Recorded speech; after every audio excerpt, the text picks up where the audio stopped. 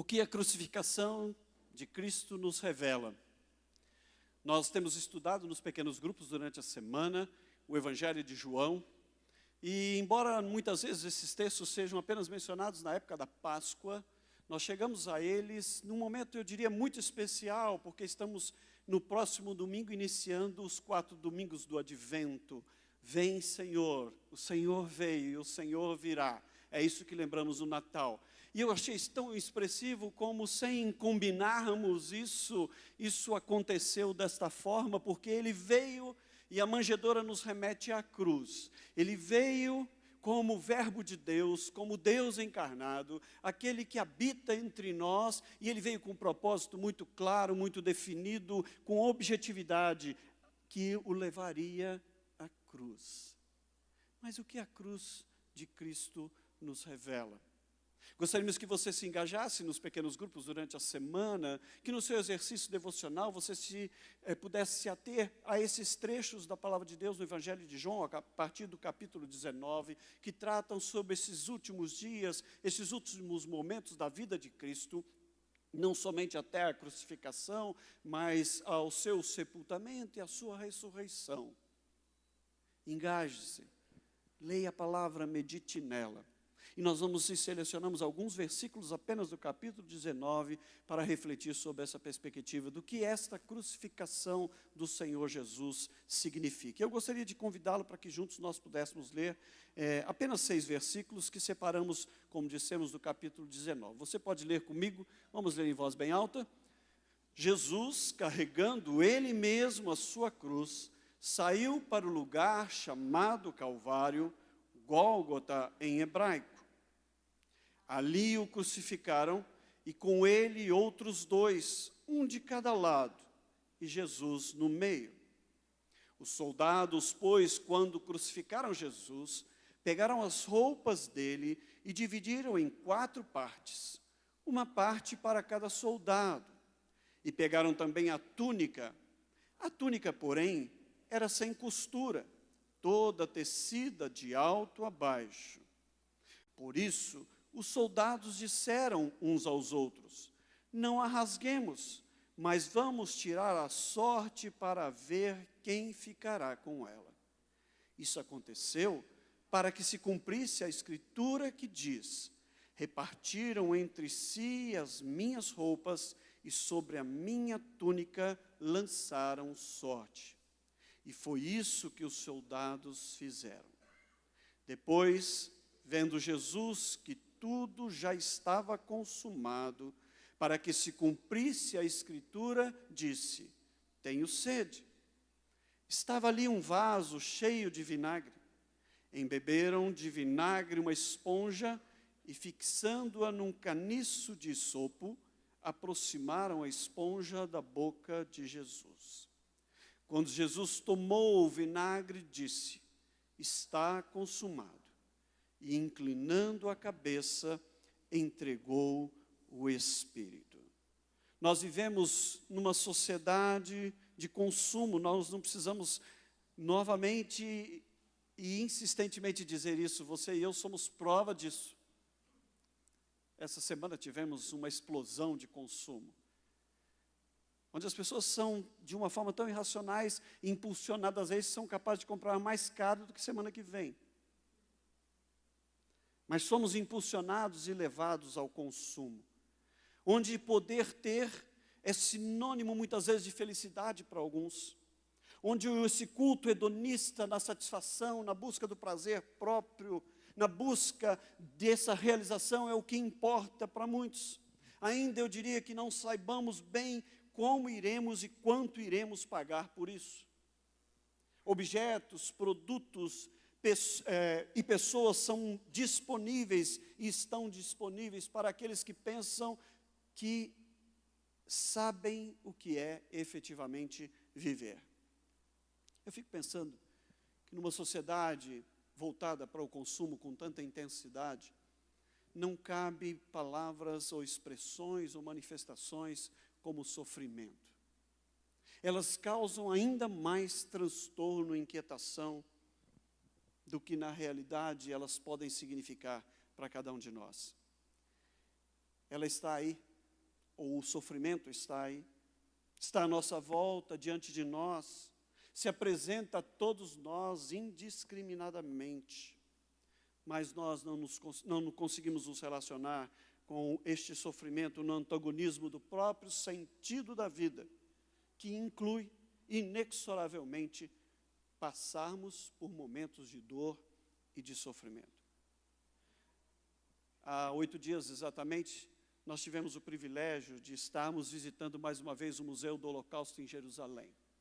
Uma experiência incrível, desde o seu início, desde a sua entrada, passando por um grande auditório como este, bastante escuro, com dificuldades de andar, onde os nomes e as datas de nascimento de mais de 1,5 milhão de crianças é lembrado, crianças estas mortas no Holocausto. É alguma coisa contagiante, que nos leva a refletir sobre como somos cruéis enquanto seres humanos, e a que ponto pode chegar a maldade e a expressão dela no meio de nós. O extermínio daqueles mais de 6 milhões de judeus. Quando estava ali, eu me lembrei de uma experiência lida no livro do Prêmio Nobel da Paz, de 1986, Elie Wiesel, um judeu nascido na Romênia, e que, sobrevivente dos campos de concentração nazista, dedicou a sua vida, a partir de então, a escrever muitos livros para resgatar a memória do Holocausto. Certa vez, diz um dos seus livros, ele encontrou-se com um rabino e perguntou sobre algo que o inquietava e o perseguia na sua vida. E ele assim o fez, dizendo: Rabino, como se pode acreditar em Deus depois de Auschwitz?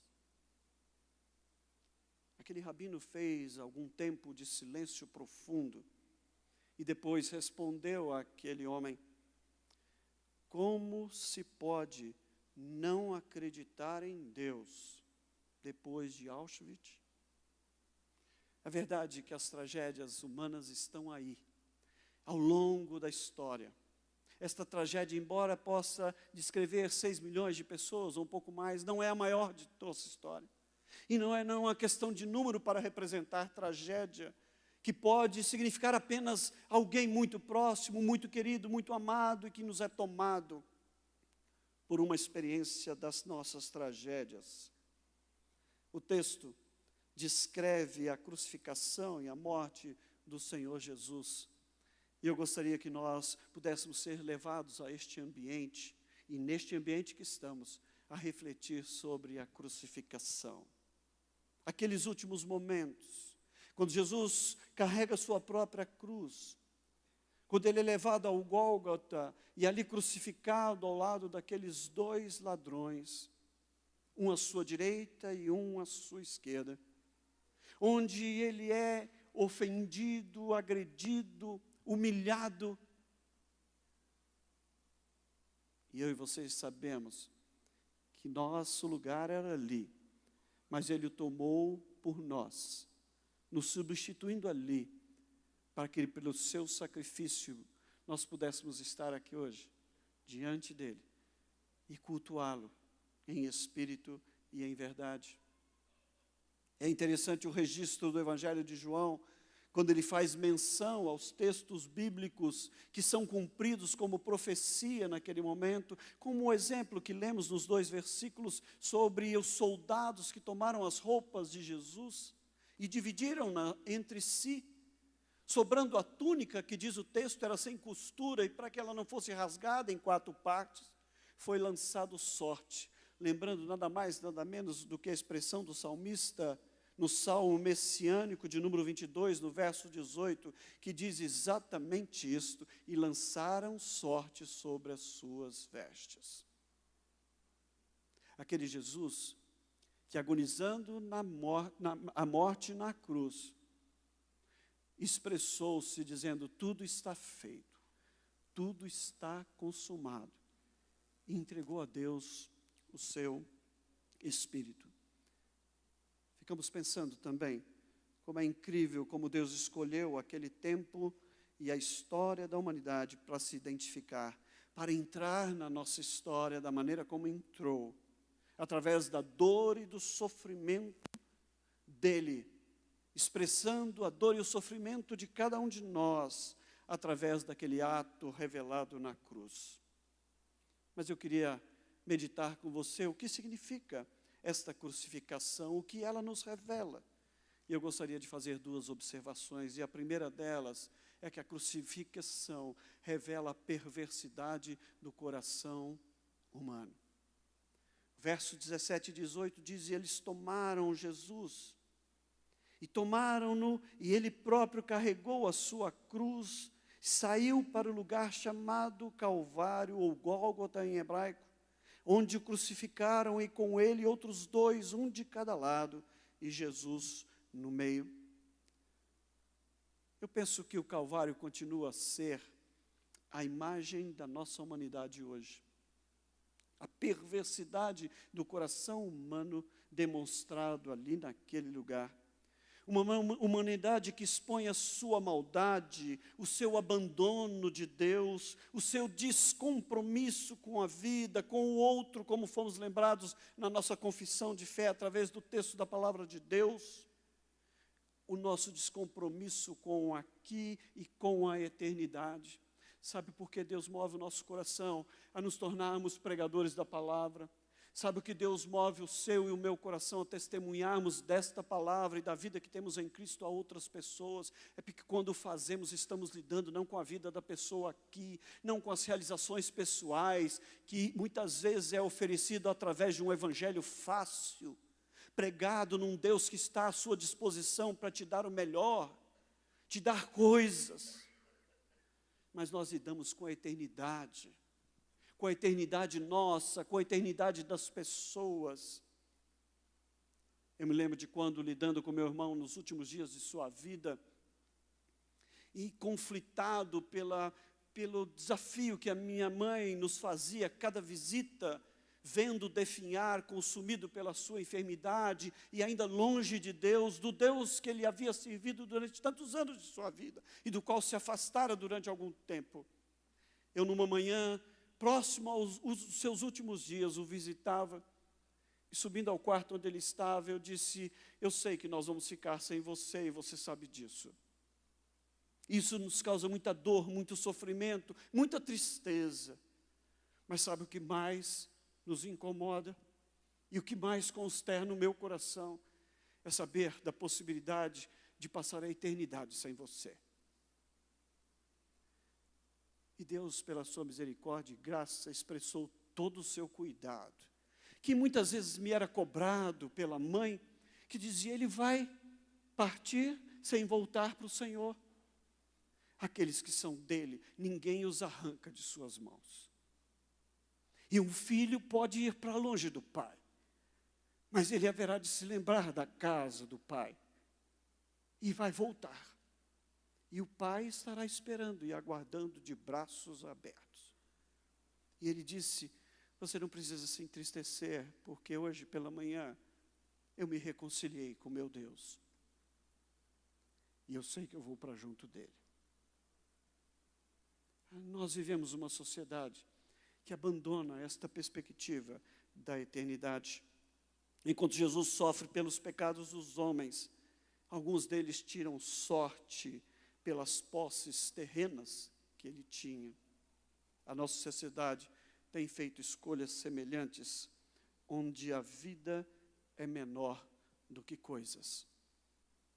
O seu povo, aquele povo que dizia amá-lo, que o aclamara recebendo, alguns dias atrás apenas, que o reconhecia como rei que vem em nome do Senhor, é o mesmo povo que o insulta e zomba dele, como tem feito a nossa sociedade, que se diz buscar aperfeiçoar-se, mas que zomba dos bons, que ridiculariza a mão estendida, que banaliza o amor, que abandona princípios, que relativiza tudo e escarnece da fé.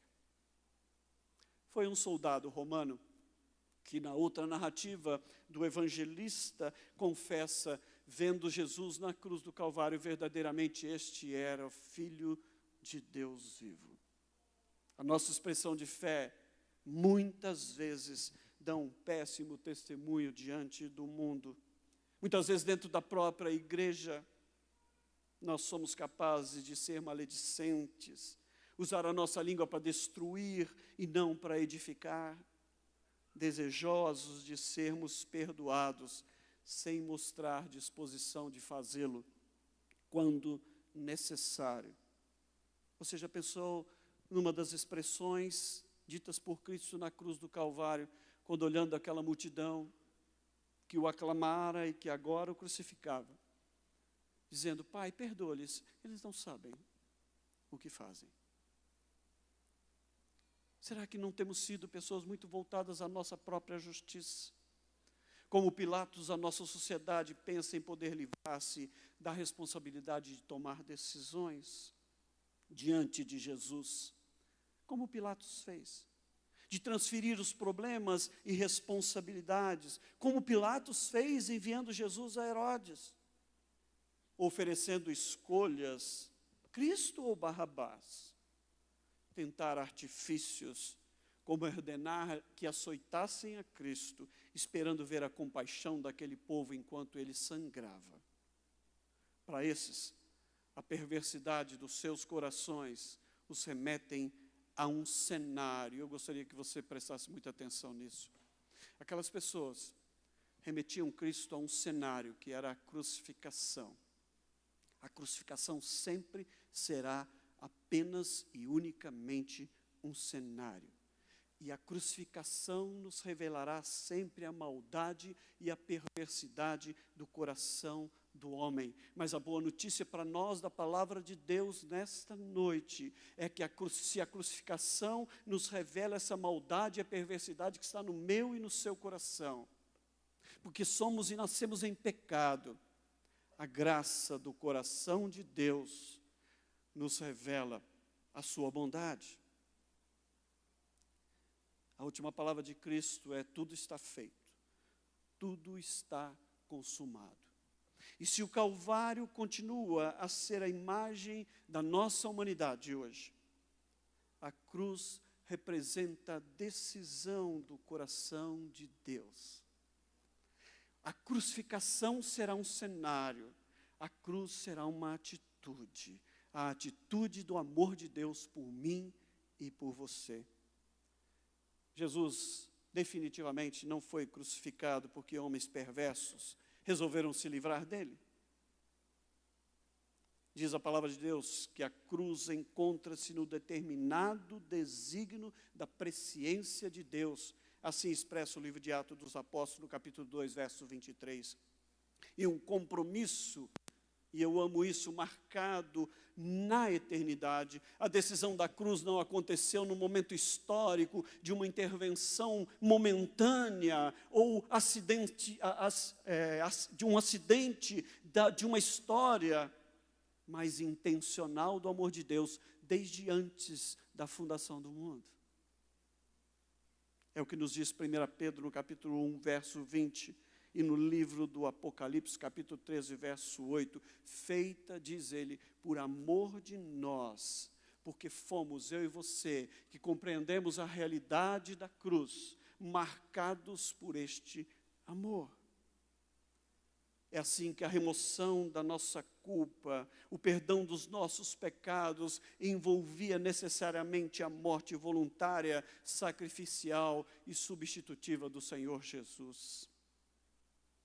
Quem entregou Jesus à morte? Escreveu Octavius Winslow, um pregador inglês do século XIX. Quem entregou Jesus à morte? Não foi Judas, por dinheiro.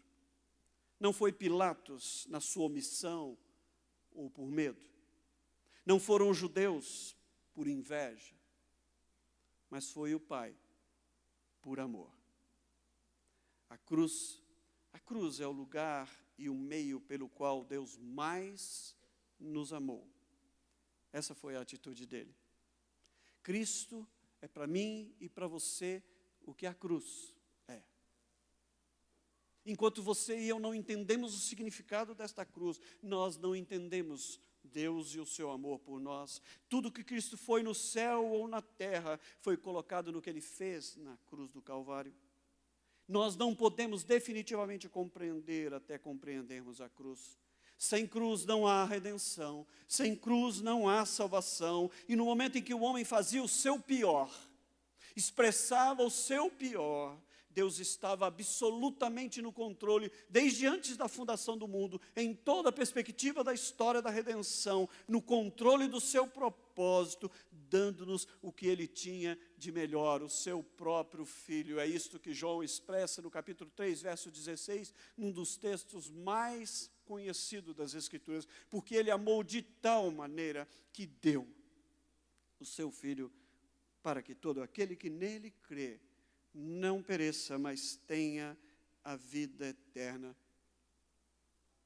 Enquanto alguns ali diziam, salva-te a ti mesmo, Jesus dava-se a si mesmo por mim e por você. Tudo está consumado. Tudo que precisava ser feito foi feito. E assim, Ele rende o seu espírito e entrega-o ao Pai. Um pregador escocês do século passado, chamado Horatius Bonar, escreveu: com a fé fraca e um coração amedrontado, muitos pecadores se colocam diante do Senhor. O que salva-nos não é a força da nossa fé, mas a perfeição do sacrifício de Cristo na cruz. Nenhum vacilo da minha ou da sua fé, nenhum temor que muitas vezes nos invade, mesmo quando conhecemos a graça de Cristo, no decorrer da nossa caminhada com Ele, somos tomados pelos nossos medos, pelas nossas lutas. Nada disso pode alterar a eficácia do sangue de Cristo derramado na cruz do Calvário. A força da nossa fé não nos acrescenta nada. A fraqueza, minha e sua, não nos tira nada da plenitude desta graça revelada ali. A fé fraca ou forte, diz ele, continua lendo a promessa: o sangue de Jesus, seu Filho, nos purifica de todo o pecado. E caso os meus olhos, os seus olhos, não consigam ler estas palavras, por causa das lágrimas, das pressões, das opressões ou das provações desconcertantes, a fé descansa na certeza do conhecimento de que essa promessa existe. Ela é fiel e verdadeira. E que o sangue de Jesus continua com todo o seu poder e pertinência sobre o altar do Senhor. Imutável, inabalável, irremovível, uma decisão do amor de Deus por mim e por você. A cruz nos aponta para uma escolha e uma decisão. Não foi um acaso da história de um governo que determinava aqueles que iriam à cruz morrendo na forma mais humilhante possível. O fato de termos 3 cruzes no Gólgota naquela tarde não foi obra do acaso. E mais ainda, de terem-no colocado no meio, eu diria, foi mais um ato deste amor de Deus a mim e a você, porque ali estávamos todos nós, expostos no Gólgota, naquele monte, diante do Senhor. Um à sua direita, outro à sua esquerda. Um que lhe diz: se o Senhor é quem disse que é, desce daí, salva-te a ti mesmo e a mim também. E o outro disse: tem compaixão de mim, lembra-te de mim quando entrares no teu reino. Este outro recebeu de Jesus a afirmação de que hoje mesmo ele estaria com o Pai para todo sempre. Era o Cristo lidando com a eternidade daqueles 2 homens. uma escolha. Não há como recusarmos, como fugirmos disso, como não sermos confrontados com esta realidade, com essa necessidade. O lembrete daquele trio que estava ali naquelas 3 cruzes é que não há e não dá para ficar indiferente. Eu queria perguntá-lo nessa noite, com quem você se identifica? Se para aqueles 2 homens ao lado de Jesus, a cruz era para criminosos, para nós que conhecemos a palavra de Deus, aquela cruz era o altar de um cordeiro, o Cordeiro de Deus, que tira o pecado do mundo, meu e seu. Quem precisava estar ali, deveria estar ali, eu e você. Mas Ele estava ali, por mim e por você. Não dá para ficar sem decidir. Ele morreu, foi sepultado, mas ressuscitou. Ele fez isso para me ensinar e a você também, a matar os nossos piores pecados e defeitos e a ressuscitar as nossas maiores virtudes. A alegria da vida que nele nós temos e que somente nele nós podemos ter. Mesmo aquelas já sepultadas no mais íntimo dos nossos corações. Cristo, escreveu o apóstolo Pedro, padeceu uma vez pelos pecados, o justo pelos injustos, para levar-nos a Deus. Por isso ele disse, eu sou o caminho, a verdade, a vida. Ninguém, absolutamente ninguém vem ao Pai, senão por mim. Eu preciso ir à cruz. Você precisa ir à cruz. Quando você, meu irmão, que já foi à cruz, se esquecer que precisa continuar voltando a ela. Quando você estiver diante das suas tentações, no seu dia a dia, confrontado com a oportunidade do pecado, e olhar para os lados para ver que ninguém te observa, eu queria desafiá-lo, conforme a palavra de Deus, fuja dele, e ele vai se afastar de você. Negue-o, diga não ao pecado. O pecado talvez de se corromper no seu dia a dia, nos seus negócios. O pecado dos olhos que cobiça, quer materialmente, quer sexualmente, quando ninguém está aparentemente te vigiando, ou te olhando, ou te vendo. Eu não sei que tipo de percepção ou de realidade você pode experimentar. Ele está aí, diz a Escritura, como um leão, pronto e sagazmente pronto para atacar. O mundo é mau e jaz no maligno. E quando você for confrontado com o pecado e com a tentação, negue-o, diga não. E mais ainda, eu quero desafiá-lo a contemplar a cruz de Cristo.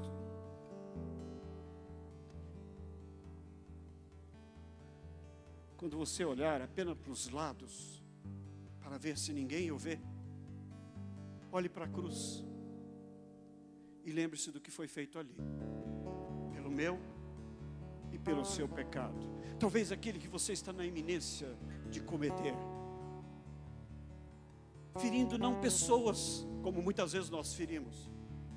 Ferindo não apenas você mesmo, com as consequências que o pecado lhe trará, mas ferindo o Senhor, que foi à cruz por você e por mim. Lembre-se dos açoites que o fizeram sangrar. Lembram-se de que na expressão da dor, quando voltou a sua cabeça para trás, talvez esquecendo-se da coroa de espinhos, eles o penetraram a cabeça e o feriram novamente. Lembram-se da agonia das últimas horas, expressas pelo meu e pelo seu pecado. Não apenas diga não ao pecado, mas não tente resisti-lo pela sua própria força. Olhe para a cruz do Senhor e pelo que Ele fez ali, pelo meu e pelo seu pecado. Cristo veio à terra para uma única razão, por uma única razão: dar a vida e resgate de mim e de você, de todos nós. Ele sacrificou-se por nós. Ele teria feito o que fosse preciso fazer, e Ele fez. Ele subiu à cruz, onde o completo desespero do homem colide com a irredutível graça de Deus. E nesse momento, quando a grande dádiva de Deus foi concluída, o Cristo compassivo mostrou ao mundo o preço desta dádiva. Ele era perfeito e deu-nos aquele registro perfeito, e ficou com todo o nosso registro imperfeito. Como resultado, a santidade de Deus é honrada, e nós, os seus filhos, somos perdoados pelo sangue do Cordeiro de Deus, que tira o pecado do mundo. Eu sei quem eu sou, apenas um pecador. A crucificação revela-nos isso, a crueldade e a maldade de todo o nosso pecado, a perversidade do coração humano. Mas eu sei quem Ele é, por isso eu preciso de um Salvador, e alguém que seja Senhor da minha vida, que produza em mim o querer e o realizar, o desejo de amá-lo sobre todas as coisas, para que todas as coisas sejam amadas como devem ser. Eu sei quem eu sou, e por isso eu preciso de um Salvador e desta graça revelada nele, e através dele, eu e você estamos neste momento expostos no Gólgota, e eu quero perguntar-lhe mais uma vez: de que lado você está? Com quem você se identifica? Com aquele que está à direita, que escarnece da própria oportunidade, dizendo: salva-te a ti mesmo, desce daí. Ou daquele que diz: lembra-te de mim quando entrares no teu reino, e receber dele a convicção que só esta fé pode produzir. Hoje mesmo estarás comigo. Talvez seja essa noite desta decisão para você. Talvez você que já fez esta decisão de olhar para a cruz, e dizer: perdoa o meu pecado.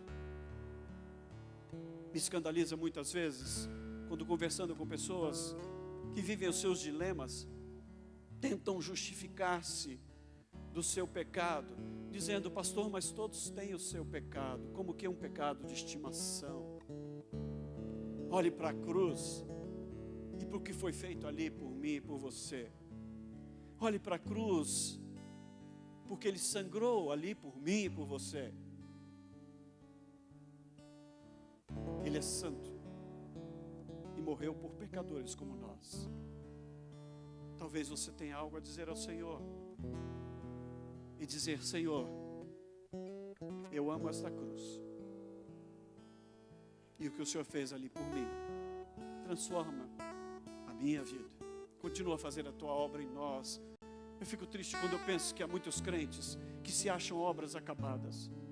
Eles já estão acima da média, eles já são mais santos do que muita gente aí fora, e se conformam com essa mediocridade de uma vida espiritual, que não experimentam transformar e a obra de Deus acontecer, e Deus fazer e fazer, até que Ele venha, reafirmando em si a palavra de Paulo aos Filipenses, dizendo: eu estou bem certo que aquele que começou esta obra haverá de completá-la até o dia de Cristo Jesus, e que Ele continue fazendo a obra dele na minha vida, na vida da sua igreja, até que Ele venha. Mas há uma obra que precisa ser feita em mim e em você. E se você até hoje recusou este convite da cruz, esta é uma noite aceitável. Esse é o dia da salvação. hoje mesmo estarás comigo. Esse é o convite da cruz para você nessa noite.